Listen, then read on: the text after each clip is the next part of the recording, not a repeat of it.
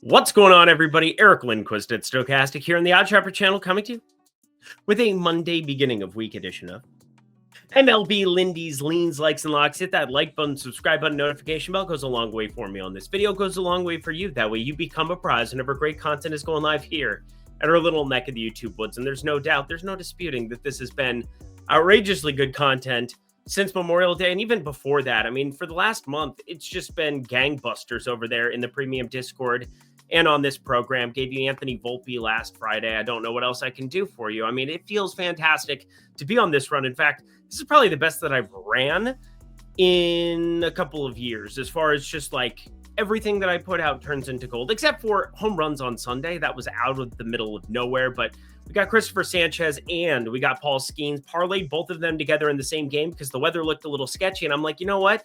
It kind of lowers your risk in order to be able to put them together because, well, they both looked way too low at their respective numbers. Skeens gets there by the hook. That was useful. Very, very useful there for the half unit. But again, need to get on the right track there after one day of no home runs here on Sunday.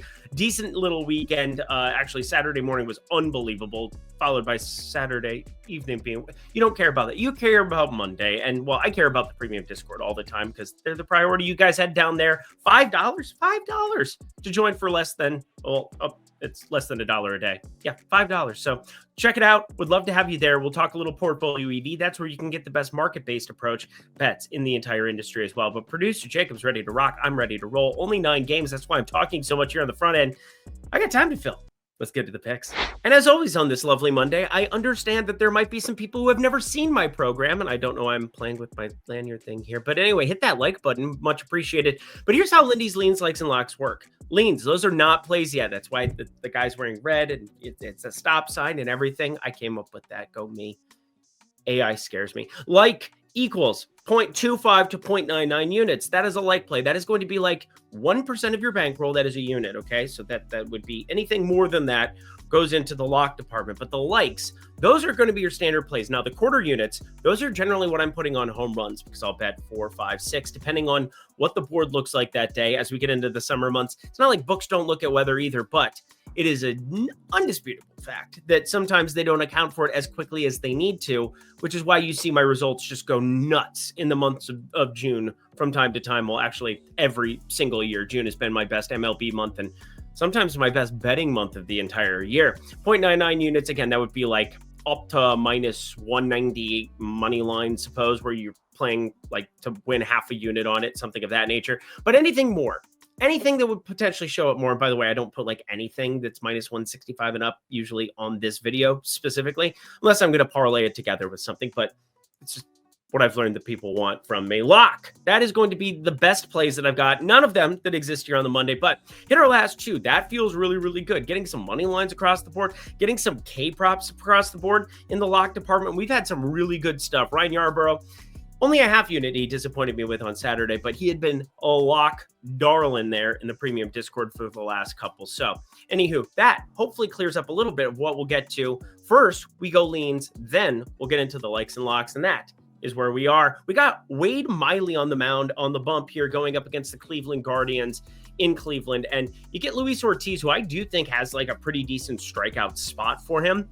I've always targeted him with lefty power because lefty power he gives up to everybody. But the launch angle is starting to come down. He's up to nearly a 50% ground ball percentage. And he walks a ton of dudes, but a 25.4% K rate. I know why Cleveland went out and got him. He has so many warts to his pitching arsenal, but getting strikeouts, getting whiffs is not one of them. So he needs to clean up some of the hard contact, but we're mainly focused in on Wade Miley because I have no clue how this guy got a major league contract yet again. We got Cincinnati that goes out. He's on their AAA team. He ends up like, he says, no, I don't. And then they give him the major league deal. He got completely shelled his first time out, like 2 innings, 4 earned. But the main thing I wanted to point out is at AAA, he's got over a 5.5 ERA.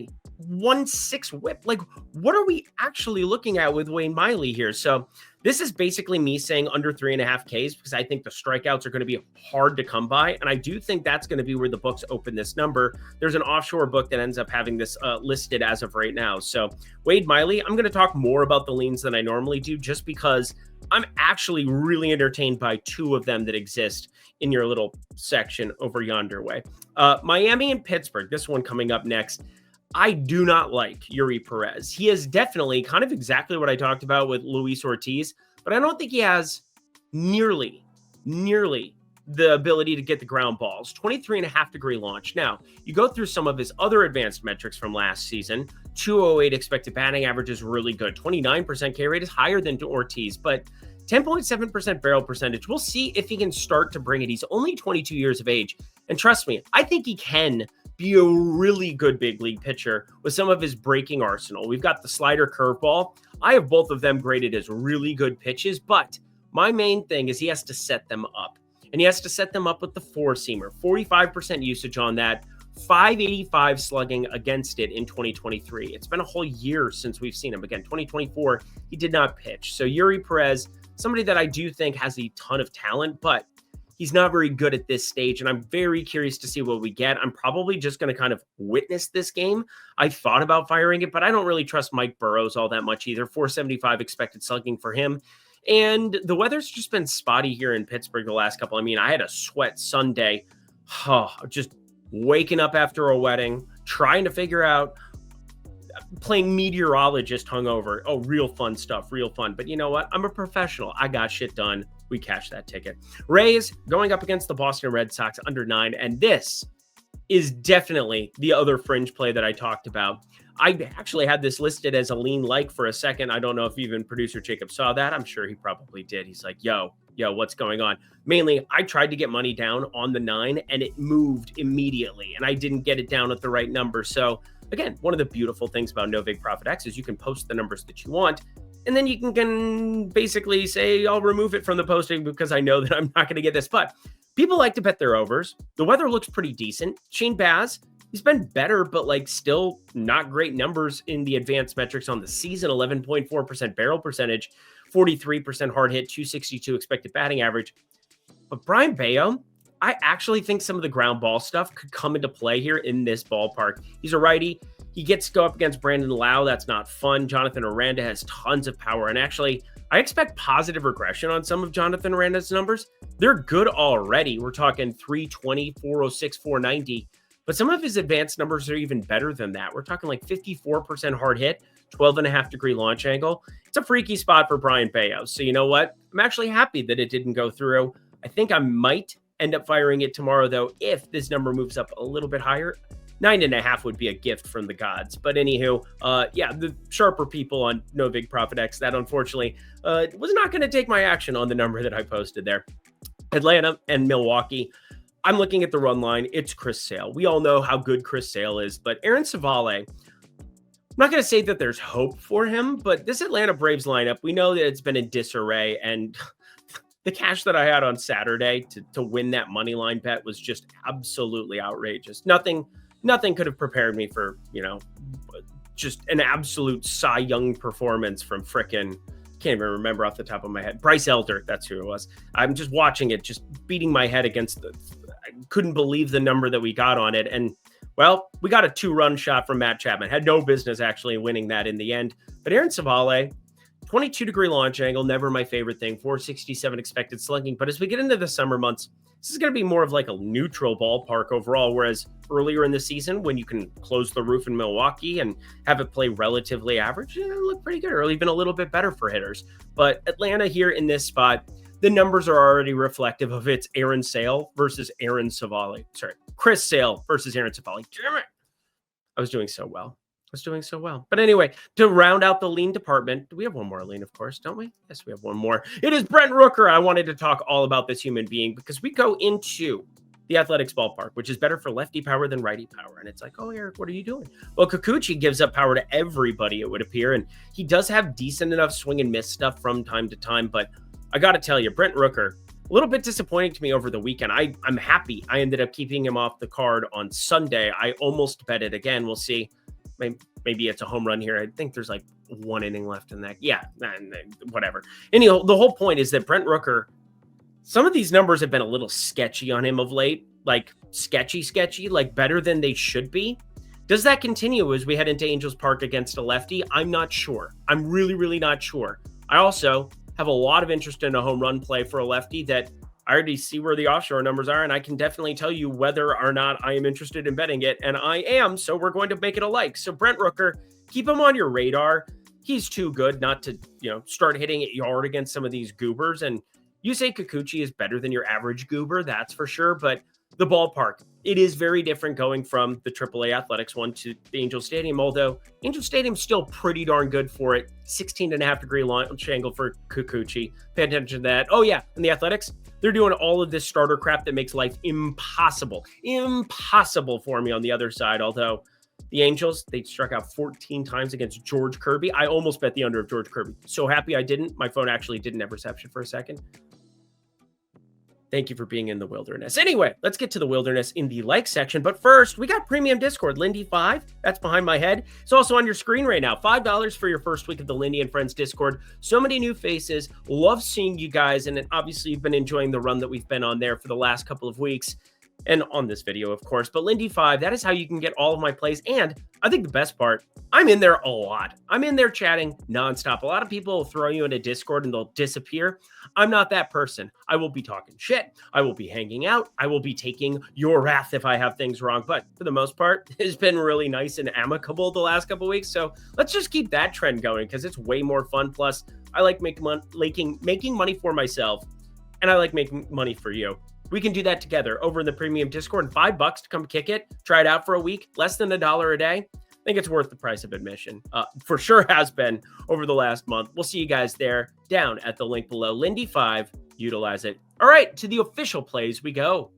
So the thing, I have put American currency on already. The Cubbies taking on the Phillies, and this one is awesome. This was an opening number, sniped in immediately. I do not think it can get a lot better for me. I got even money on his these pitcher props have just been printing for me over the course of the last couple of weeks. I changed a couple of slight things. You might be noticing in the premium Discord, I've had more of them on the card than normal. You might also be noticing that I've had more of them on the card here on this program. And the main reason for that is sample size. I feel really good about the sample size right around this time of year to say a pitcher has this or a pitcher doesn't have that. They can work through the kinks for a month and a half, but you get really loud sample sizes because you have pitchers like Merrill Kelly that we have to change expectations for going forward. We have pitchers like Tariq Skubal who keep doing what they've been doing. Guys like Garrett Crochet, where I think their K rates are starting to normalize relative to last season where he was pitching 3-4 innings.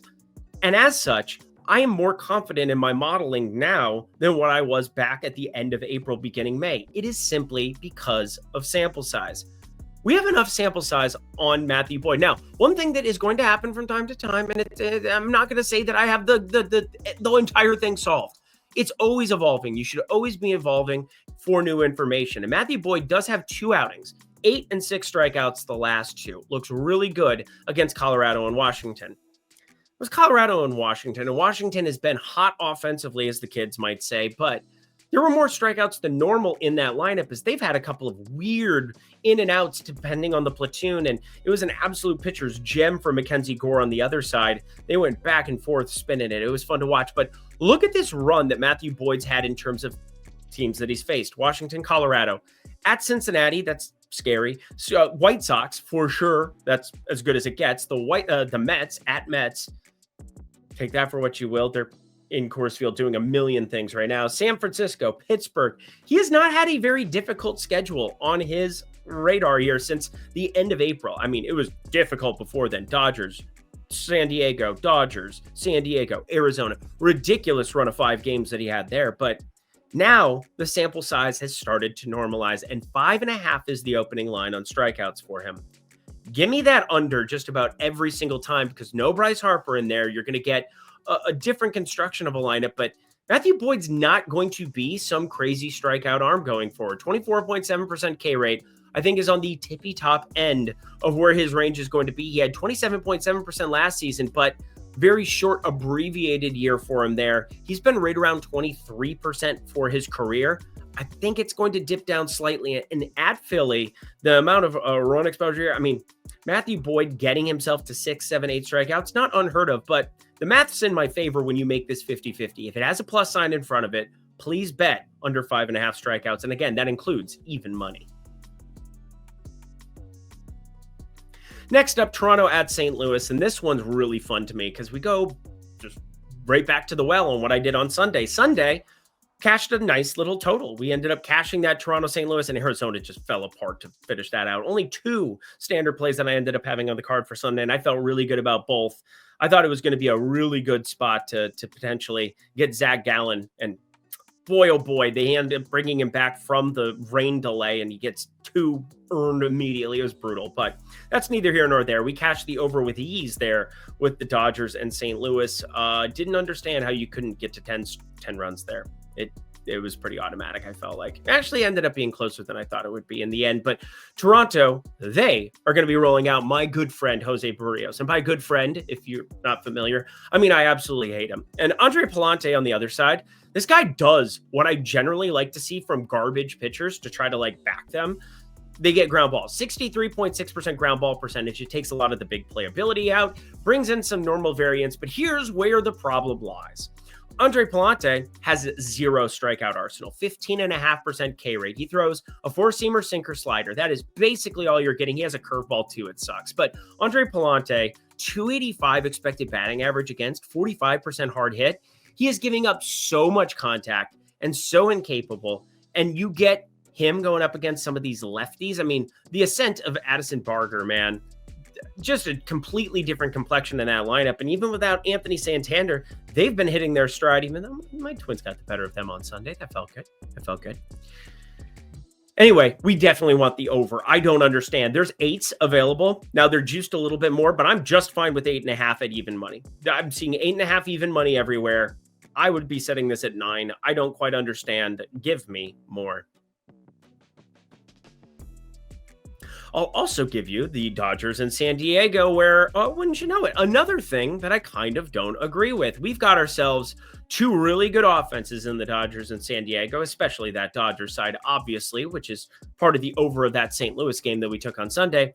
Now they travel back to Southern California, taking on the divisional Padres, who have Nick Pivetta going on the mound for them. And Nick Pivetta, I was really excited about to start off the season. I'm like, oh, San Diego's changed a little bit of this, a little bit of that. I don't even want to get into like too much of what I think was going on with him there because, one, I don't want to sound stupid because sometimes you sound stupid when you try to explain things that are not just unexplainable, but are basically theorized. But I have been tracking Nick Pivetta very, very closely for a spot like this.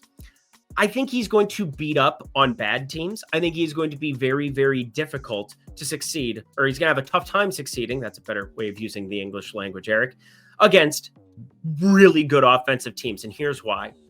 He's throwing the 4-seamer right around 50% of the time. And that fastball, it's a really good pitch. It is. 194 batting average against it, 248 expected batting average. Pretty decent stuff. But did I mention that's a 50% gap between 4-seamer expected batting average and actual batting average? That has negative regression posted all over it. And that is where I start to go through the same thing I did with Matthew Boyd in order to land on myself 5.5 strikeouts there. Let's take a look at who Nick Pivetta has been facing here of late and why things might not have looked so good. San Francisco, 5 earned against them, been a better than average team. That was in San Francisco. Very disappointing outing for Pivetta. Pittsburgh, nicely done, 2 earned there, I suppose. Atlanta, Seattle, at Colorado, which has been just a strangely good spot, gave up 6 earned in that spot. At New York, gave up 2, gave up 3 in San Francisco. Despite the fact that his 1.02 whip looks good, despite the fact that he has yet to give up a double dong in any outing, which is a good thing for Nick Pivetta, who gives up fly ball contact and generally has given up power to lefties and righties with a strikeout arsenal. Nick Pivetta is getting very lucky to start off this season. Good in the BABIP, good in terms of batting average on the fastball that he's throwing a ton. And I think good teams, when he starts playing better teams here, are going to take advantage. You can talk about travel, yada, I don't care about any of that. And Dustin May on the other side, shit, I didn't even talk about him. He's the real gas can of this entire situation. The Dodgers are just grappling at straws to try to make anything work here at the back half of the rotation. Now, Dustin May has strikeout stuff, but that doesn't come into handy when San Diego really doesn't strike out. Outside of Gavin Sheets, 23.3%. Campusano jumps in the lineup from time to time, 31.6% there. There are no real, ground out strikeout guys that are going to show out there. Martin Maldonado, I suppose. So both catchers, they do have the strikeouts, but usually batting ninth. Dustin May should get lit up. I definitely think you're live to see Nick Pivetta get lit up against better teams. Give me more on 7.5 as well. 8 I'm just fine with as well in this spot. Again, maybe a nice little parlay duo. I ended up doing that last time it worked out for us on, I believe it was Thursday's video. I could take a look. It's Thursday's video, I think. Over 7.5. I like it as well. Something I really like before we get to our home run play for the day, get 2 weeks free of Portfolio EV. Lindy 1 down at the link below. That gets you everything your heart could desire in terms of market-based betting. It is comparing all of the sharp sports books up against all of the public sports books, recreational sports books, sweepstakes sports books, pick 'em, giving you all the best plays at the top of the folder there. You can make your own portfolios. You can make them for home runs alone, strikeouts alone. I've done both. It's definitely helped my results. Lindy 1 friends get 2 weeks free at the link below, oddshopper.com. Alrighty, y'all, to the home run play we go. Let's start with this. Cal Raleigh is goated. Cal Raleigh is absolutely goated, but if you saw my tweet, I threw it out there. They murdered my boy. They murdered. Plus 170, plus 180. I saw people like proud of posting those tickets, even though, sorry, I had a cough and I didn't like hit the mute button. How lazy am I? There we go. Anyway, Cal Raleigh had super short numbers in Angel Stadium. He hits the double dong. Congratulations if you ended up taking that one. And, somebody who, very notably went 3 for 6 last season in the double dong department, ended up holding off on the Cal Raleigh one. When I talked about it the other day, he did go homer for us. And then we got the Volpe one on Friday. We've been pretty hot in the home run department, but I want to focus in on his teammate here who's been on the card a couple of times, but most notably a 12th inning home run to cash a home run play up in Toronto for us. That is Rowdy Tellez, who ends up batting 6th most of the time here. But I think with the ascent of Cal Raleigh into the 2-hole in some of these spots, we could see it sneaking up where Rowdy Tellez could get up to the 5-hole. Now, you might say, Eric, it's one lineup position. That's stupid. But hear me out. I think plate attempts, probably the most underutilized, under-talked about thing over on X. When you see people post home run plays or when they're going through their analysis, I think it's a big deal when you can go up 1 or 2 spots in lineup order, because all I'm looking for is a singular batted ball event. I'm looking for a home run. I want more opportunities for that to occur. I don't want less. And the difference between 4 or 5 at bats right there in that 4 or 5 spot, that would be a gigantic difference from the 6-hole. Now, that being said, I do expect, I still haven't projected in the 6-hole. But that being said, I think anything better than plus 420 is a play on Rowdy Tellez here in Arizona for this game. So not even putting the lean in there, just letting you know that I am betting this tomorrow. There is nothing that is stopping me from betting this. I know where the number is opening at for it. I know that I am going to be playing it. He sits there with a 48.2% hard hit, 500 expected slugging, 17.5 degree launch angle, and my favorite launch angle sweet spot on the rise, feeling good. His teammate, Cal Raleigh, the GOAT, we're going to Rowdy Tellez. Let's get rowdy and get out of here. And that does it for Monday's edition of MLB Lindy's Leans, Likes, and Locks. Head to the comment section below. Let me know your favorite plays that exist on the board for Monday slate. Just 9 games. Should be quick and easy. Thank you, producer Jacob. As always, until next time, friends, we'll see you tomorrow. Lindy 5, if you guys want to jump in that Discord, get all of the plays for tomorrow. Gonna have some more homers over on X. Don't worry about that. At Eric Lindquist. That's where you can follow me there. And tons of strikeouts, tons of other props coming your way. It is baseball only. For the most part, I did have some NBA plays here on Sunday. Until next time, friends, I'm Eric Lindquist. Best of luck in the MLB streets on Monday.